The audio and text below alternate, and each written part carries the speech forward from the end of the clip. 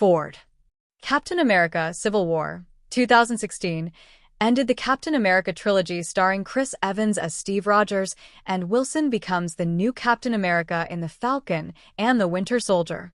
Series writers Spellman and Musson were writing a new Captain America film by April 2021. Mackie signed on in August. Ona joined in July 2022, and the title Captain America: New World Order was announced later that month.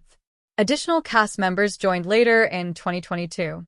Nelson and Tyler returned from the second MCU film, The Incredible Hulk, 2008, while Ford replaced William Hurt as Ross following Hurt's death in March 2022.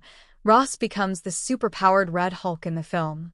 Filming took place from March to June 2023 at Trilith Studios in Atlanta, Georgia, with additional filming in Washington, D.C.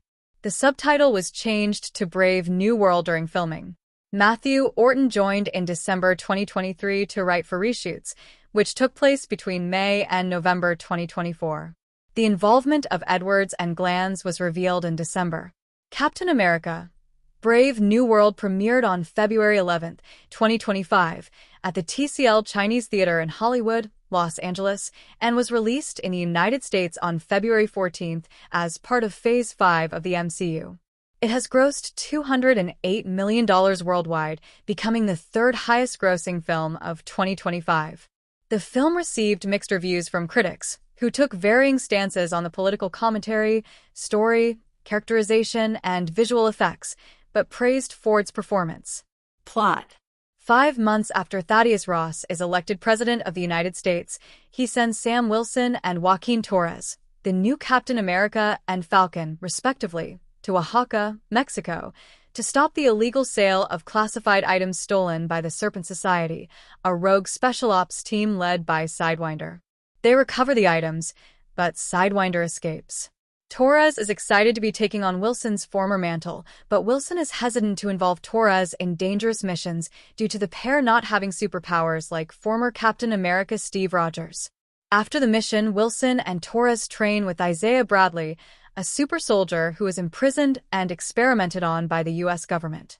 Ross invites Wilson and Torres to a summit with world leaders at the White House, and Wilson accepts on the condition that Bradley is also invited. Ross asks Wilson to help him reform the Avengers. During the summit, Ross explains that a new metal, adamantium, has been discovered on Celestial Island, which was formed when the celestial Tiamat emerged in the Indian Ocean. The recovered items were the first refined samples of the metal and were stolen from a Japanese mining operation. To avoid an arms race, Ross proposes a treaty to govern adamantium's mining and distribution. As he is talking, the song Mr. Blue plays and causes several men, including Bradley, to begin shooting at Ross and other dignitaries. Apprehended by Ross's head of security, former Black Widow Ruth Batseraph, the men regain their senses and deny any knowledge of the attack. While investigating, Wilson is ambushed by Sidewinder and captures him. Torres tracks a call on Sidewinder's phone to a hidden black site in West Virginia called Camp Echo 1. Ross tries to salvage the treaty, but the Japanese government blames him for the theft of their adamantium and the subsequent White House attack. Ross realizes that the mastermind behind these events is Dr. Samuel Stearns, who gained advanced intelligence after being exposed to Bruce Banner's blood during the Abomination's rampage through Harlem. Ross imprisoned Stearns at Camp Echo 1, publicly blamed him for the Abomination's actions, and promised to release him if Stearns helped advance him to the presidency. Wilson and Torres find Stearns and learn how he uses technology and the song Mr. Blue to control minds. He escapes while they are fighting mind-controlled soldiers. Batseraph investigates Camp Echo 1 herself and helps Wilson and Torres. They meet with Wilson's military friend Dennis Dunphy, who has Sidewinder in custody. Wilson learns enough from Sidewinder to deduce Stearns' plan to destroy Ross's reputation. Wilson, Torres, and Batseraph go to Celestial Island where Ross and the Prime Minister of Japan are racing to claim ownership of adamantium. Stearns controls the minds of 2 American pilots who attack the Japanese fleet. Wilson and Torres intercept the planes and convince the Japanese to stand down. Torres is critically injured in the fight. Ross tells Wilson that he is dying of heart failure and had Stearns develop pills that have prolonged his life. Ross refused to release Stearns for fear that he would no longer make the pills, leading to Stearns' anger and plans for revenge. Wilson is consoled by his friend Bucky Barnes. Stearns kills Dunphy, who discovered that the pills have been adding gamma radiation to Ross's body, and surrenders himself to Wilson. Stearns' arrest and connection to Ross are publicly revealed while the latter is at a press conference. Ross loses control of his emotions and transforms into a Red Hulk, destroying part of the White House. Wilson attempts to calm him down by reminding him of visits to Washington, D.C.'s cherry blossom trees, with his estranged daughter Betty. The two fight until they are exhausted, and Ross reverts to normal. Later, Bradley is exonerated. Wilson invites a recovering Torres to join the Avengers, and the treaty is ratified. Ross resigns and has himself incarcerated at the Raft, where Wilson and Betty visit him. Natural sparks in a post-credit Wilson and Ross, an imprisoned due to Stearns the events warns of the Wilson film Captain America attack from Civil Other Worlds. 2016, 38. But producer Kevin Feige said their dynamic is changed now that they are Captain America and President, respectively. 34. Marvel Studios was excited for Ross to become Red Hulk. Considering the character's history of hunting for Banner, with more stating, turning a guy who hunted Hulks into a Hulk himself makes him more than an antagonist. It makes him a tragic character. 13. Ford replaces William Hurt, who portrayed Ross in the MCU from 2008 to 2021 before his death in March 2022. Before he died, Marvel Studios informed Hurt of their plans to have Ross become Red Hulk, and he had been eager to portray that aspect of the character. Additionally, Sebastian Stan reprises his MCU role as Bucky Barnes in a cameo appearance. Barnes is campaigning to be a congressman, setting up his role in the film Thunderbolts*, 2025. Also appearing are Johannes Hawker Johannesson as Copperhead, a member of the Serpent Society, William Mark McCullough as Dennis Dunphy, a U.S. military commander and ally to Wilson, and Takahiro Hira as Japanese Prime Minister Ozaki. Pre-production. Julius Ono was hired to direct the film in July 2022. 59:60 Mackie said it would feature a new story and new characters rather than be a direct continuation of The Falcon and the Winter Soldier, and Ono said Wilson would no longer be conflicted about being Captain America. That question has been resolved. Sam is our Captain America now. 61. At San Diego Comic-Con later in July, the film's title was revealed to be Captain America: New World Order, and it was given a release date of May 3, 2024, making it part of Phase 5 of the MCU. The subtitle, which is also the name of the first episode of The Falcon and the Winter Soldier, 63, was noted for its use in politics, professional wrestling, and various conspiracy theories along with anti-Semitic rhetoric, 64, 65, 66, and was deemed to be a controversial choice. 65. Several cast members were announced at the D23 Expo in September. Danny Ramirez as Joaquin Torres/Falcon and Carl Lumbly as Isaiah Bradley, both reprising their roles from The Falcon and the Winter Soldier. Tim Blake Nelson as Samuel Stearns, returning from the second MCU film, The Incredible Hulk, 2008, and Israeli actress Shira Haas as the comic book character Sabra. Nelson was glad to return after years of disappointment over a sequel to The Incredible Hulk not being produced. Ono described New World Order as a paranoid thriller, 15, and said filming would begin in early 2023.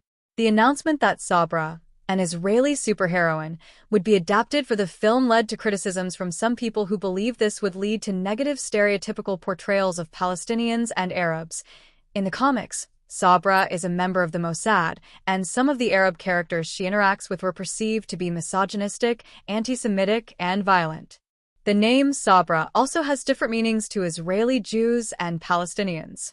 The Palestinian Campaign for the Academic and Cultural Boycott of Israel criticized the use of the character and called the comic book versions valorization of Mossad and perceived racism against Palestinians sickening. Youssef Munir, a Palestinian-American writer and analyst, felt the character could not have a positive role in the film based on her depiction in the comics and said turning Israeli spies into heroes was insensitive and disgraceful. In response, Marvel Studios said the film was taking a new approach to the character, just as other comics characters had been reimagined for modern audiences when brought into the MCU. This led to concerns from some other groups that Marvel was erasing the character's Israeli background, which the American Jewish Committee, AJC, compared to making Captain America Canadian. In the film, the character is a former Black Widow and high-ranking U.S. government official named Ruth Bat-Saraf. The name Sabra is not used, nor is she a mutant or Mossad agent, but the character is depicted as a first-generation Israeli, has an Israeli accent, and Moore said she has the attitude and the essence of the comics character. He reiterated that the character's backstory was not changed in response to public concerns and explained that using the Black Widow program to adapt characters who Marvel Studios didn't want to translate as one-to-one from the comics was a general idea that came up during the making of the film Black Widow, 2021. 19. The character's inclusion prompted some calls to boycott the film, in part due to the Israel-Hamas war. Some supporters of Israel took issue with the character having allegiance to the U.S. government, while some who were critical of Israel protested the film's use of the character due to her depiction in the comics. 69. With confirmation that the character would still be depicted as Israeli in the film, the AJC and the Anti-Defamation League, ADL, both praised the decision. Harrison Ford speaking at the 2017 San Diego Comic-Con in California. Harrison Ford plays new U.S. President Thaddeus Ross in the film, replacing William Hurt, who portrayed Ross in the MCU until his death in March 2022. In October 2022, Moore was revealed to be producing New World Order alongside Feige. Harrison Ford was cast as Thaddeus Thunderbolt Ross that month, replacing William Hurt, who portrayed the character in the MCU until his death in March 2022. Ford was reported to be appearing as Ross in this film as well as the following MCU film Thunderbolts*. 2025 Marvel Studios considered changing course with Ross's role in the film's story following Hurt's death, believing no actor would want to take over from Hurt. During that time, Ford reached out to Feige about possibly joining the MCU and agreed to take on the role without seeing a script. Ford saw playing Ross as an opportunity to honor what Hurt had done with the character and also continue with a character arc that he had enjoyed from the previous films. In the film, Ross becomes the President of the United States and eventually finds himself at odds with Wilson amidst a global conspiracy. Moore drew comparisons to the 2017 comic book storyline Secret Empire. He noted that Wilson wears a costume featuring the colors of the American flag while facing off with the president, and said the film's story was about the notion of a guy who believes an ideal, realizing that ideal is not always held up to the same standards by other people, and feeling really betrayed by where the American government has gone. Ona drew comparisons to Ford's film Clear and Present Danger, 1994, which features a similar conspiracy involving the president. He wanted to feature themes of bringing people together and focusing on shared experiences, believing these were central to Captain America and Sam Wilson's character, which he thought had political resonance, but was more about humanity than politics. Marvel Studios was supportive of this, despite Feige joking about Ona trying to save America with a film. 61. Also discussing parallels with real-world politics, Ford said similarities between Ross and any real presidents were coincidental and his focus was on the character's own history, personality, and circumstances.